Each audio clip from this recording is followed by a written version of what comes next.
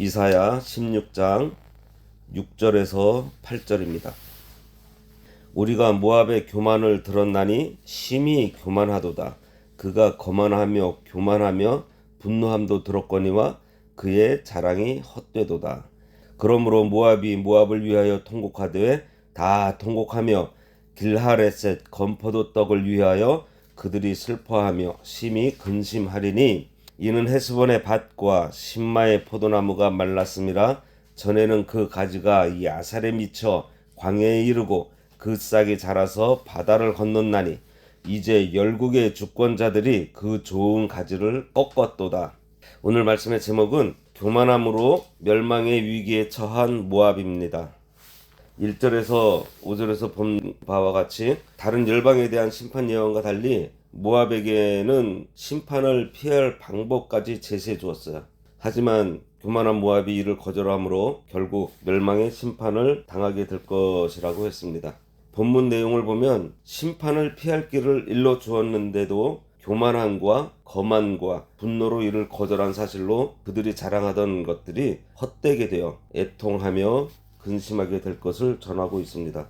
참고로 예레미야 선지자에 따르면 모압은 풍성한 농산물, 목축업, 그리고 요새화된 지형과 조직력이 뛰어난 군대 등에 대한 과신으로 인해 교만에 빠진 것이라고 예레미야 48장에 전하고 있어요. 이는 오늘날 자신의 지식, 부, 명예, 그리고 자기가 가지고 있는 권세, 힘 등으로 인해서 쉽게 교만에 빠지기 잘하는 우리들에게 주시는 경고이기도 합니다. 6절 우리가 모압의 교만을 들었나니 심히 교만하도다. 그가 거만하며 교만하며 분노함도 들었거니와 그의 자랑이 헛되도다. 본절에서 16장 마지막까지 모압의 교만에 대한 책망과 심판 예언이 기록되어 있습니다. 이 심판이 그들에게 임한 이유는 앞에 1에서 5절에 제시한 두 가지 권면, 유다에게 조공을 바치며 화친할 것과 남유다가 피난민이 되었을 때 선대하라는 권면을 거부하고 계속 교만한 태도를 보였기 때문입니다. 모압이 하나님의 심판 메시지를 믿지 않았던 것은 그들의 강력한 요새와 풍부한 경제력 때문인데, 이런 상황에서 심판이라는 예언을 수용할 수 없었던 것은 그들이 오만함으로 똘똘 뭉쳐진 인간의 입장에서 볼 때는 어쩌면 당연하다고 생각될 수 있어요. 모압이 하나님의 말씀으로 권고하는데 듣지 않은 이유가 교만하기 때문이라고 했습니다. 인생들이 하나님의 말씀이나 교회에 대하여 또 여러 관계에서 바른 태도를 가지지 못하는 가장 큰 이유가 교만입니다. 교만한 것은 자기 자신을 바로 알지 못하기 때문이에요. 우리는 하나님 앞에 피조물이란 사실, 공의로우신 하나님 앞에 죄인이라는 사실을 알고 인정해야 합니다. 이 사실을 인정하지 못하니, 아니 알지도 못하고 있으니 주권자이신 하나님의 말씀 앞에 교만하게 되는 것입니다. 사람이 교만하면 받을 것이 없어요. 생각해보세요. 자기가 제일이고 대단하다고 여기고 다 있다고 하니 뭘 받겠어요. 그래서 교만한 자에게 하나님께서 더 이상 주시지 않습니다. 보시면 6절 한 절에만 교만과 거만이라는 말이 4번이나 나오는데 모압이 얼마나 거만했는지 알 수가 있습니다. 교만은 하나님을 모르고 자신에 대해서 바로 알지 못하기 때문에 자기 스스로 속아서 자신에 대해서 심하게 과장하는 상태입니다. 무슨 일이든지 조금 되는 것 같으면 자신이 한 줄로 여기고 우쭐하는 것, 이런 상태가 점점 굳어져서 결국 모압처럼 하나님의 말씀까지도 듣지 않게 되는 상태. 성도는 하나님께서 일이 형통하도록 도우시고 우리에게 지식도 주시고 물질을 주셨을 때, 그리고 여러 가지 은혜와 은사를 주셨을 때 하나님께서 맡겨주신 것이지 나의 것이 아니라는 청지기 의식을 가져야 합니다. 그리고 그것을 바르게 사용하기 위해서 우리가 말씀을 기준으로 해서 그 말씀을 따라 성령의 인도를 받을 때 올바른 순종을 할 수가 있어요. 그렇지 않고 하나님께서 주신 그것에 시선이 꽂혀서 자기가 이루고 자기가 모았다고 여기면 그것이 아까워서 하나님의 뜻을 따라 형제에게 나누어 주지를 못하게 되어 있습니다. 우리가 농사를 짓든지 무슨 일을 하든지 예를 들어 볼게요. 포도원 농사를 짓는다고 할 때 하나님께서 은혜로 비도 내려주시고 햇볕도 쬐주시고 해야 열매를 맺습니다. 근데 하나님께서 은혜 내려주시지 않으면 열매 맺지 못해요. 때를 따라 적당한 햇빛과 비가 없으면 열매 맺지 못합니다. 지금도 인류는 로켓을 만들고 컴퓨터 뭐 여러 과학 문명으로 요즘은 AI다 뭐다 하면서 많은 것들을 이루었다고 하며 사람들이 스스로 대단하다고 여기고 있습니다. 그런데 보세요, 뭐 컴퓨터나 이런 것들 대단한 것 같지만 얼마나 쉽게 고장나는 줄 모릅니다. 정밀한 기계일수록요, 조금만 잘못 다뤄도 쉽게 고장나요. 인간은 아무리 고도의 기술을 가져도요, 전능자가 아닙니다. 그러니 하나님 앞에서 자신을 과신하지 말고 자기 모습 그대로를 볼 줄 알아야 돼요. 그랬을 때 내가 가지고 있는 모든 것들이 다 하나님께서 주신 것이라는 것을 깨닫게 됩니다. 사실 우리 인간이 가진 것이 죄, 그리고 부족하고 더럽고 추악하고 약한 것들밖에 없어요. 이런 자신에 대한 사실을 알아야 하는데 왜 모르는지 아세요? 하나님을 모르기 때문입니다. 하나님을 참으로 알게 되면 진실하신 하나님께서 그 진리의 빛을 우리들에게 비춰주셔서 어두워져 있는 나의 상태를 밝게 드러내어 볼 수 있게 해주세요. 그때 하나님을 바르게 알게 되면서 하나님의 말씀 앞에 무릎 꿇게 되고 하나님의 말씀을 의지하며 살겠다는 겸손한 자세가 나오게 되는 것입니다.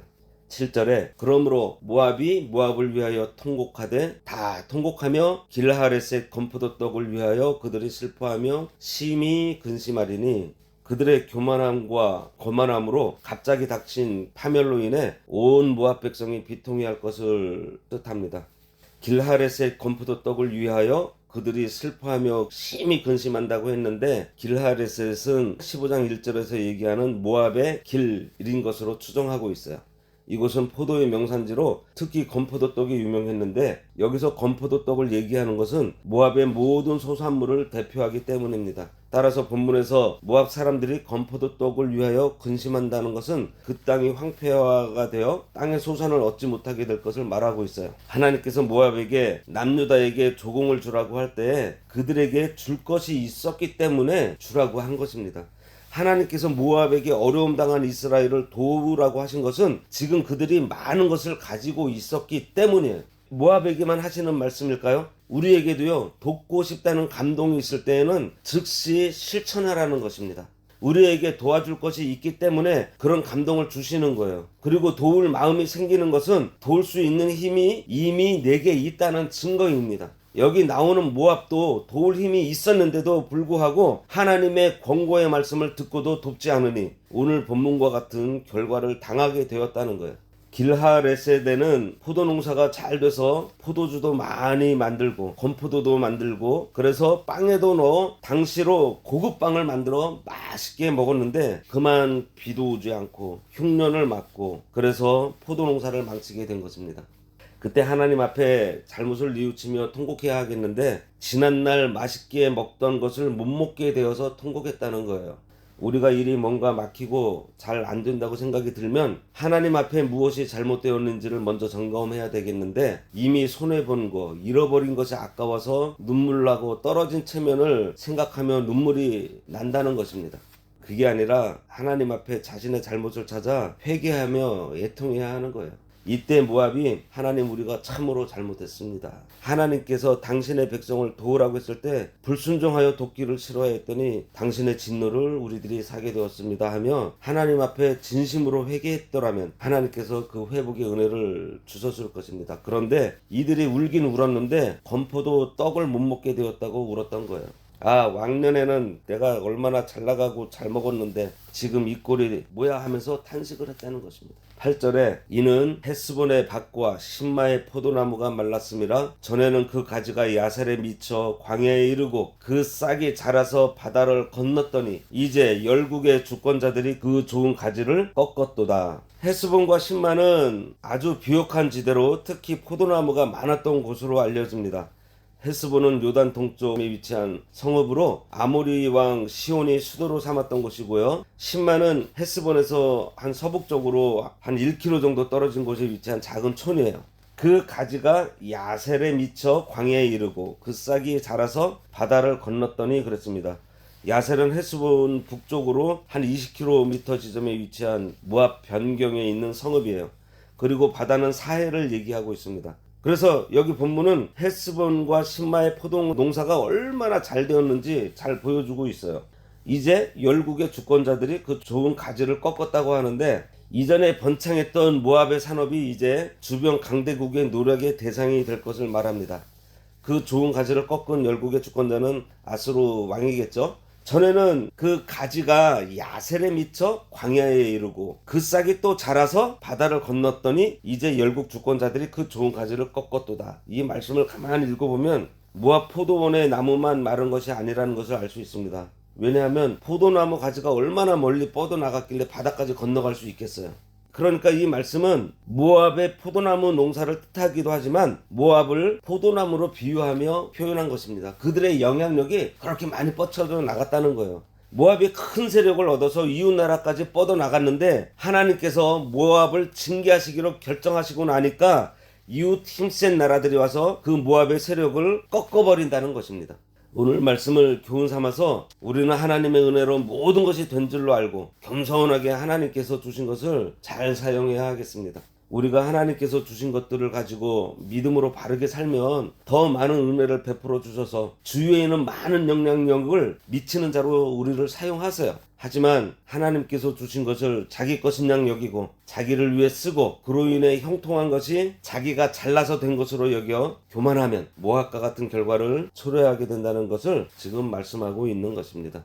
기도하겠습니다. 하나님께서 맡겨주신 것들로 인해 형통할 때 교만하여 멸망당한 모압을 통해 권면하시오니 저희들 청지기로서 하나님께서 맡겨주신 것들을 하나님의 뜻에 맞게 잘 사용하도록 지혜를 더해 주시기를 간절히 바라옵고 원합니다.